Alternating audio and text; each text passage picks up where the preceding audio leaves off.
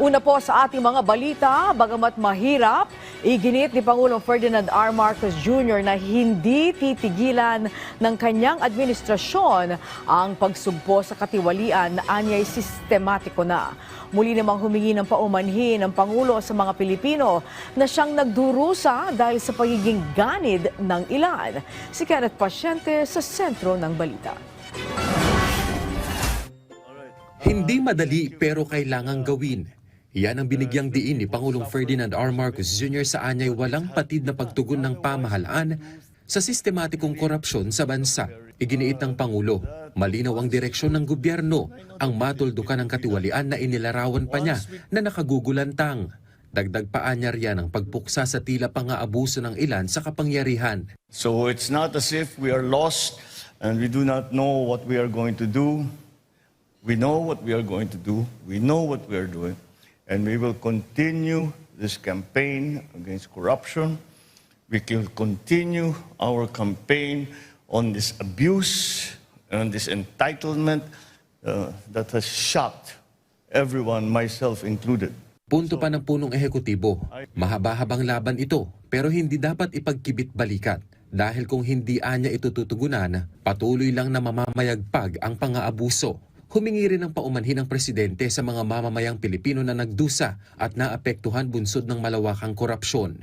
So we have to go through that pain, go through the difficulty, go through the anguish that the country is going through now. But we're Filipinos. We may be bleeding now, but we will also heal very, very quickly. Punto niya, hindi ito tutulugan ng pamahalaan. There's very little time to do it in. But I really think, if we work 24/7 like we always have, I think we can do it. Nitong mga nakaraan, mismo ang Pangulo ang nagpapabatid sa publiko patungkol sa itinatakbo ng investigasyon sa flood control projects.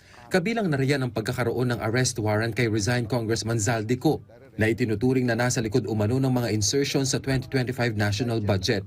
Ang Pangulo rin ang nagsiwalat sa umano'y pamba-blackmail ng kampo ni Ko sa pamahalaan na huwag ikansela ang kanyang pasaporte kapalit ang pagtigil naman nito ng pagre-release ng mga video. Bagaman may ilang puna, binigyang diin ng Presidential Communications Office o PCO na tuloy-tuloy ang trabaho ng pamahalaan sa pag-iimbestiga sa maanumalyang flood control projects. Sa isang panayam, sinabi ni PCO Secretary Dave Gomez na pinatututukan ng Pangulo sa mga opisyal ng gobyerno ang pagkakaroon ng resulta sa investigasyon at hindi ang drama. Mas tutukan niya ang gobyerno sa pagpapanagot sa mga nasa likod ng katiwalian, pagpapabalik ng mga ninakaw sa kaban ng bayan at pagtutuwid sa baluktot na sistema. Sinabi rin niya na asahan ang paghahain pa ng mga karagdagang kaso sa mga susunod na araw, kasama na ang mga laban sa malalaking personalidad. Nitong November 18 ay nasampahan na ng kaso si Ko at 15 iba pa, kaugnay ng substandard na flood control project sa Oriental Mindoro, at na-issue na rin ang arrest warrant laban sa mga ito. Sa ngayon, 9 sa mga akusado ay naaresto na at dinala sa Sandigan Bayan, habang si Ko at 6 pang akusado ay nananatiling at large at tinutugis ng otoridad. Samantala, kinilala naman ng Pangulo ang papel ng media sa pagpaparating at pagpapaliwanag sa isyu ng korupsyon sa publiko. This is not an easy thing to explain to the average citizen because they're not concerned about structural change and ideological ideas. They're just concerned with their everyday lives. But you have been there to help us, to explain and to make people understand what we are trying to do. We need to continue to do that because we owe it to everyone. Kenneth Pasyente para sa Pambansang TV sa Bagong Pilipinas.